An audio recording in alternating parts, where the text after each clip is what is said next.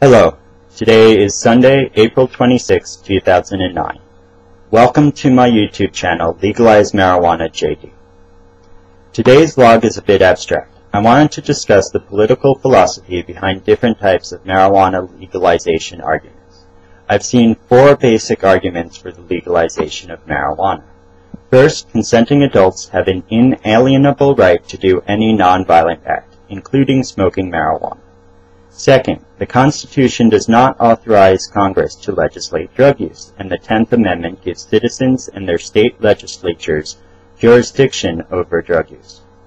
Third, marijuana should be legal because it is as safe as other legal recreational drugs. Fourth, addiction to marijuana is a mental illness and addicts need treatment, not punishment. I've listed these arguments in the order of their validity. Let's look at each one more closely. Okay, consenting adults have the inalienable right to do any nonviolent act. This viewpoint dates back to the political enlightenment during the 17th and 18th centuries. John Locke was one of the greatest proponents of this view in the English-speaking world. He based his argument on the principle of nonviolence and the equality of all people. From a Lockean viewpoint, consenting adults have an inalienable right to decide what they put into their own bodies. Imprisoning nonviolent people would be a gross injustice. This is the view I believe in. Next, we have the Constitution. Because it was written by people, the Constitution is imperfect. However, it is the highest law in the land, and we should work within its framework for the sake of social stability. If you make a constitutional argument for legalizing marijuana, you've already conceded that we must follow the Constitution. A clear reading of the Constitution shows that there is no mention of drug use in the section on congressional powers. Congress does not have the authority to decide what consenting adults put into their bodies, and therefore the 10th Amendment leaves this decision to individuals or to state and local governments depending on state and local constitutions. I also subscribe to this viewpoint.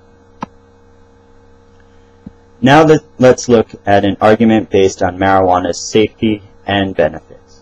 If you make this argument for legalizing marijuana, you've already conceded that a nonviolent person should be put in jail for harming no one but himself. From what I've read, the risks and benefits of marijuana are about the same as tobacco and alcohol. Because of this, I don't recommend regular marijuana use. However, I respect other people's right to make their own decisions. To me, legalizing marijuana is about who decides on a drug's safety, not about the safety of the drug. Why should you have to convince others that your actions are not harmful to yourself just to smoke a joint? It's your life, it's your choice. Finally, we have the argument that addiction is a disease. If you make this argument, you've already conceded that marijuana smoking is bad for you and must be stopped. This argument boils down to saying that it isn't a person's fault that he smokes marijuana. It sets the smoker up for a Hobson's choice between a finite time in jail and a lifetime under the authority of psychiatrists.